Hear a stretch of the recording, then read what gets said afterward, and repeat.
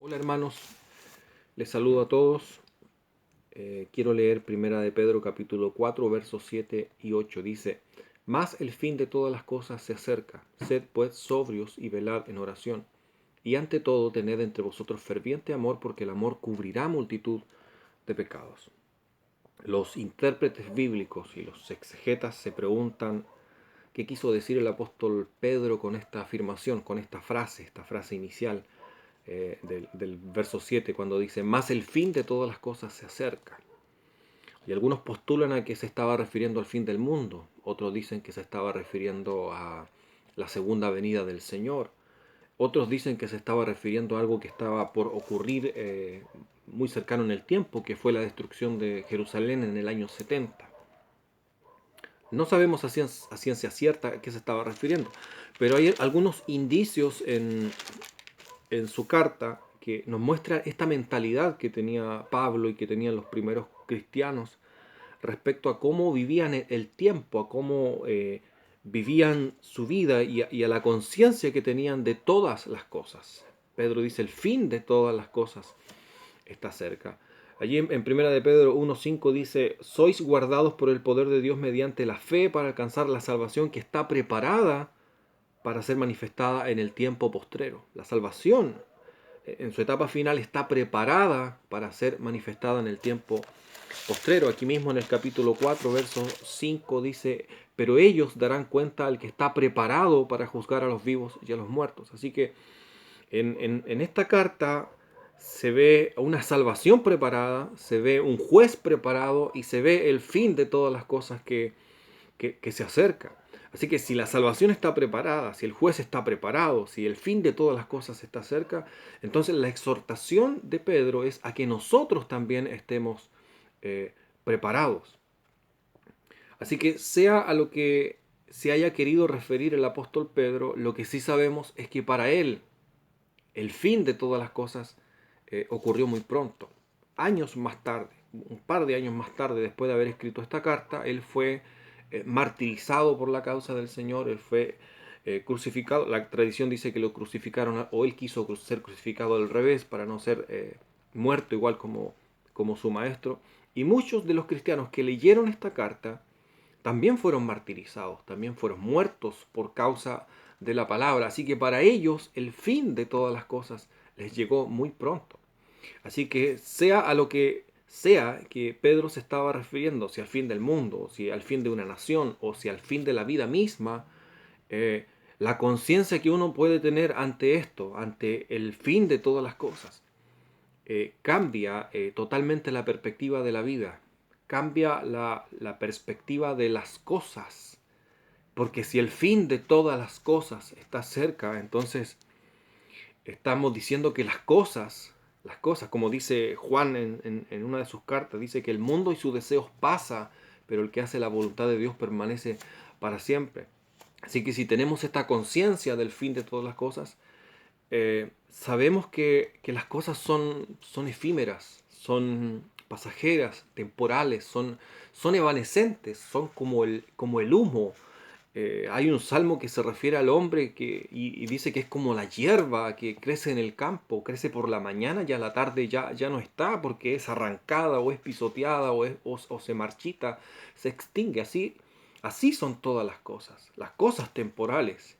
Entonces Pedro está diciendo: más el fin de todas las cosas está cerca. Y teniendo esta conciencia de que el fin de todas las cosas está cerca, cambia nuestra vida y cambia nuestra perspectiva en relación a esas cosas. A veces nos enamoramos de las cosas, ¿cierto? Las cosas de este mundo. Y la Biblia dice que donde estuviere tu tesoro, allí está también tu corazón. Entonces, la pregunta que nos deja esta reflexión es: ¿dónde está nuestro corazón? ¿Está en las cosas? ¿En las cosas que van a tener prontamente su fin? Insisto, el fin puede venir con la venida del Señor, puede venir con el fin del mundo o puede venir con la muerte. Para todos nosotros el fin está cerca. No sé, algunos podrían contar y decir: en 20 años más mi fin está cerca. O podríamos pensar que el fin de algunos está para suceder mañana o suceder en 5 años. No lo sabemos tampoco. Así que el fin de todas las cosas está cerca.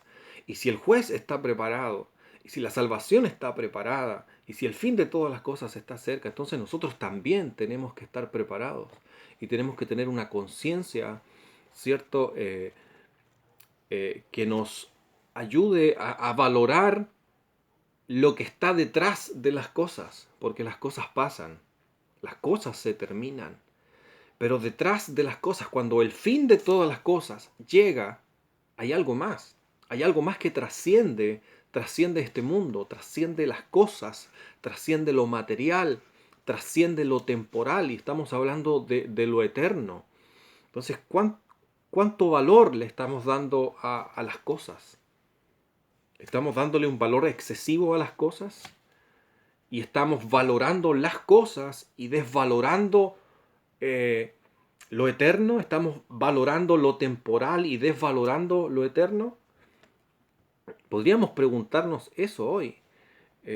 Para una persona que se le dice, oye, tú tienes cáncer y te quedan 5 meses de vida, la visión, la perspectiva del mundo y de las cosas cambia para esa persona.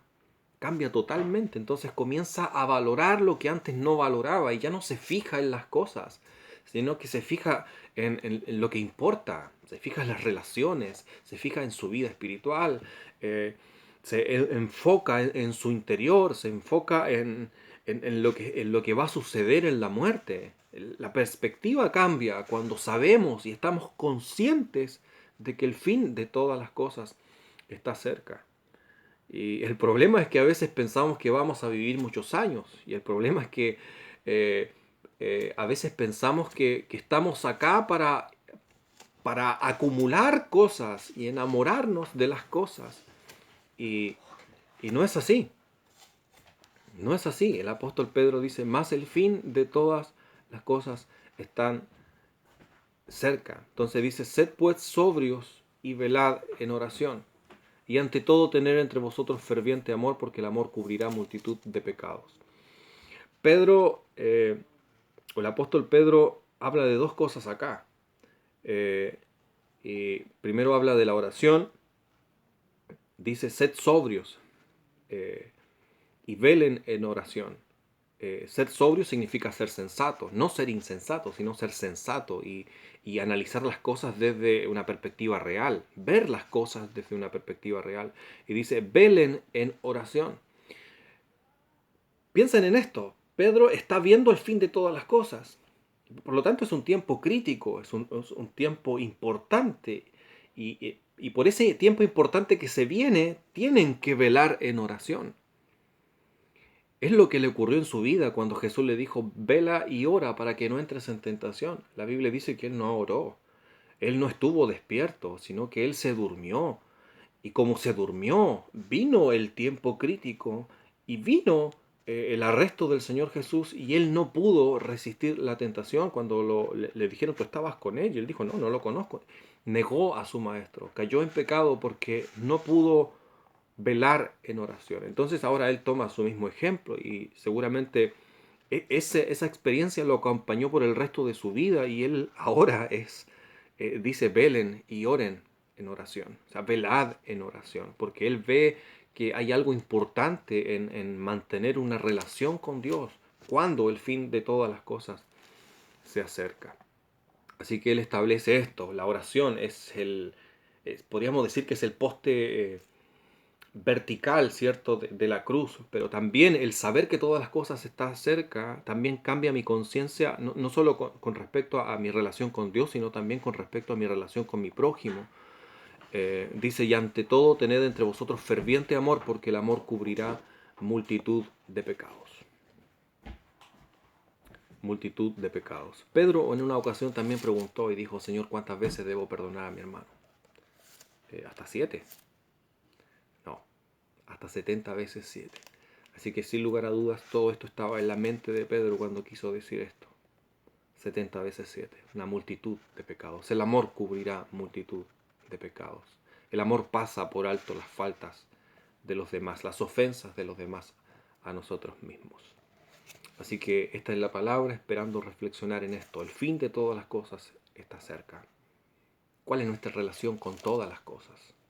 cuál es nuestra perspectiva en relación a todas las cosas, porque todas las cosas van a acabar, pero el que hace la voluntad de Dios permanece para siempre. Que Dios les bendiga, hermanos.